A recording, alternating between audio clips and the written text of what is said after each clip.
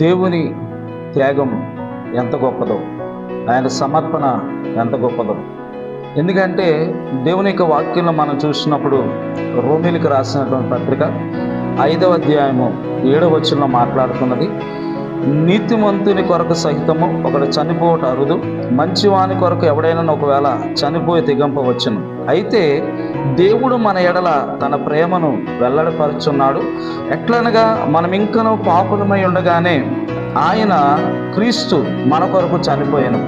ఈ అధ్యాయంలో మనం చూసుకున్నప్పుడు 4 రకాలైనటువంటి మనుష్యుని యొక్క బలహీనతల గురించి మనం చూస్తున్నాం. అవి ఏంటంటే, మనుషులు పాపులుగా ఉండగా, మనుషులు భక్తిహీనులుగా ఉండగా, మనుషులు బలహీనులుగా ఉండగా, మనుషులు దేవుని శత్రువులుగా ఉండగా. పాపం చేసిన నీవు నేను దేవునికి శత్రువులుగా ఉన్నాం. కాబట్టి క్రీస్తు దేవునితో సమాధానపరచడానికి మీ కొరకు నా కొరకు ఆయన చనిపోయాడంట. చనిపోవడం మాత్రమే కాదు, దేవుని త్యాగము, దేవుని సమర్పణ ఎంత గొప్పదో నువ్వు అర్థం చేసుకోవాలి. అర్థం చేసుకున్నప్పుడు కేవలము దేవుని దగ్గర నుంచి పొందుకోవడం మాత్రమే కాదు, ఎందుకంటే దేవునికి ఇవ్వడము కూడా చాలా అవసరత ఉన్నది. దేవునికి ఇచ్చేవారు ఉండాలి. మరి ఏమి దేవునికి ఇవ్వగలుగుతావు? దేవుడు అంటున్నాడు, ఆయన చిత్తాన్ని పరిశీలించి, ఆయన ఇష్టాన్ని పరిశీలించి, ఆయన ఇష్టానికి అనుకూలంగానే ఉండాలి.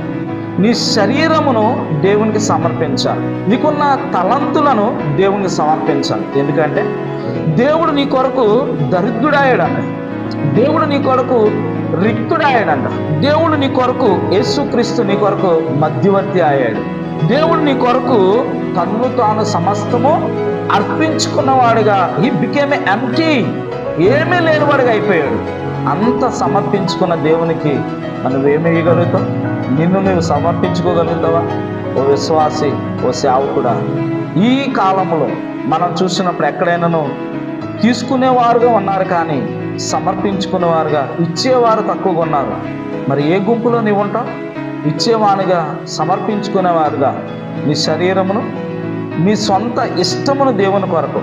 అంత మాత్రమే కాదు, దేవుని సన్నిధిలో నీకున్న తలంతులను సమర్పించగలిగిన వ్యక్తిగా ఉంటే ఈ కాలంలో దేవుడు నిన్ను బహుబలంగా వాడుకుంటాడు. దేవుని చేతిలో వాడబడే వ్యక్తిగా నీవు ఉండాలని దేవుడిని ఆశీర్వదించును గాక. ఆమేన్.